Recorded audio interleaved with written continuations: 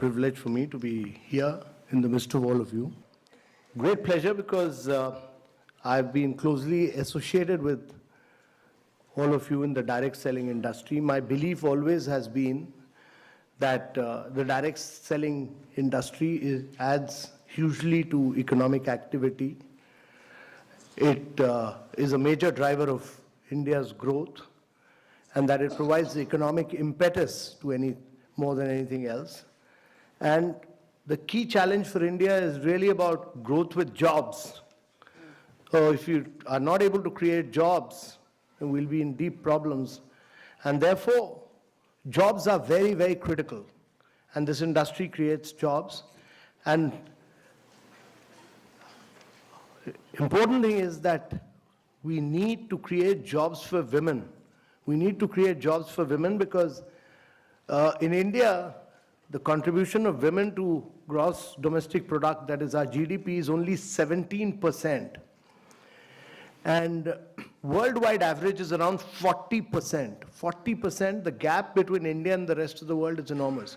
24% of women in India work, but the contribution is only 17%. And unless and until we don't, as a conscious policy, have gender parity, there is many more women to become economic drivers of growth, it will be very difficult for India to grow. And actually, if we are able to create gender parity, have 40% women working, we'll be adding $700 billion to India's GDP. Oh.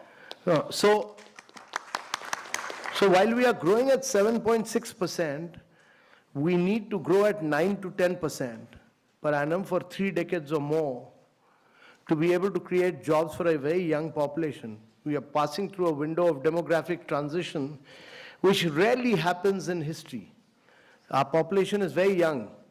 You know, the biggest social and economic transition that is taking place across the world is the fact that the population in Europe and America is getting older and older. The population in India is getting younger and younger, and it will keep getting younger till 2040. And therefore, if you have to reap this advantage, it can be a huge nightmare as well if you are not able to create jobs. So if you have to create jobs, there are only two ways. One is to push manufacturing in a very big way, and the other is to push direct selling. Yeah. You people were, many states, Kerala, West Bengal, many of you were seen as people who were doing chit funds. You are not doing chit funds. You are doing a very respectable profession. You are economic drivers of growth for India. So we respect that. And that has now been recognized. That has now been recognized that government has, by issuing these guidelines, clearly recognized that you are major players of India's economy, that you significantly contribute to India's economy, that you are adding to India's growth and wealth, and that you are creating jobs. And therefore, getting out with these guidelines were very important. And these guidelines have now been given to different states to realize that you are important players in India's economy, and every state will respect these guidelines because they've been issued by Government of India.